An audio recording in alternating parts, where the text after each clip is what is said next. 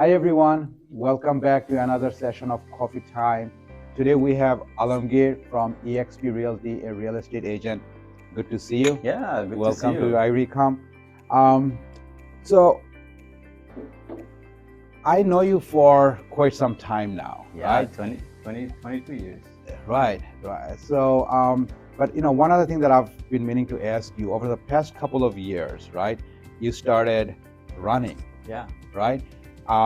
That's something new. I mean, I knew you always into fitness. Yeah. fitness. We played badminton and for some time.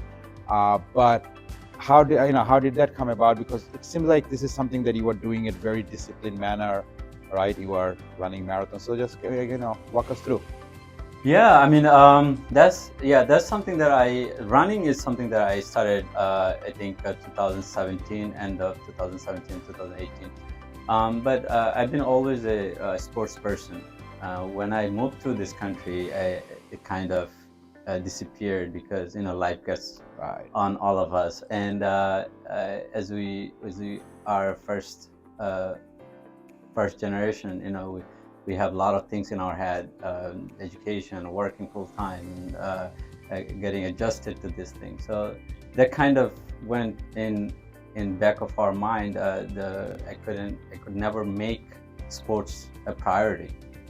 So uh, and in 2017, 2018, I came across a book called Can't Hurt Me by David Goggins. And I read that book, and it talks about how you could push your mind to get to where you want to go. And I've been struggling this for many years. Is that the discipline part of me is that how can I discipline myself? And I try to do something, it never works out. It falls apart, and it's just it doesn't happen. So after reading that book, it just put things in a different perspective for me. I was like, huh. So this is all on us. Like we can, whatever we put our mind to it, we can do it. And I was like, okay, I'm gonna test it. And I started running. Because of that book, I started running outside. I used to run always in treadmill, never used to run outside. And from that on, I was like, okay, I'll test a race. So I joined the race. That was my first 10K.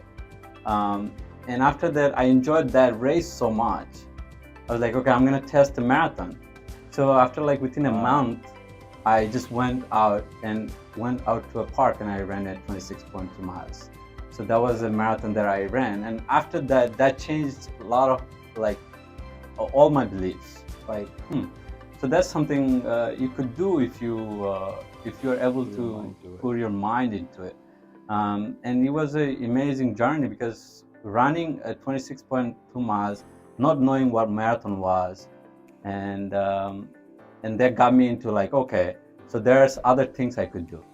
And from there on, I started doing that. And it's fascinating because I've been following your your journey, and it feels like that it happened in a quite short period of time. That pivot happened, right?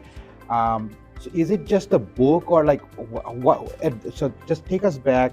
So you read the book, you have this aha moment, and then what do you tell yourself? Like, how do you say that? Okay, I'm just gonna start running now. Like, is it just like that, or there are some sort of training that goes behind that? No, I mean, book has a lot to do with it, but at the same time, I think it came at the right time. The book came at the right time. I was going through a lot of things. Personal. I was trying to have a personal growth, and the book came, and that hit me in a very in a direction that I needed it. I was struggling with it many times. And we all, as a human being, we have our own faults, our own weakness, and we want to be better. We want to be better for our family. Right. We want to be better for our other human being. And when you struggle to do that, and if you're seeing that you're fighting with that demon inside of yourself, and that book came, and the guy struggles because he has a very traumatic background, like his childhood, and there are certain things that clicked in with me, and I was like, okay, and when I read it, and it actually just that part of me kind of changed, like, and I was able to, as I said, the motivation could only can take you someplace, right? This was a motivation, but this was not. After that, what you do with it is with all of us. But that's not to say that give too much credit to myself. It's just to say that I am in a path where I am looking for to better myself every day. Yeah.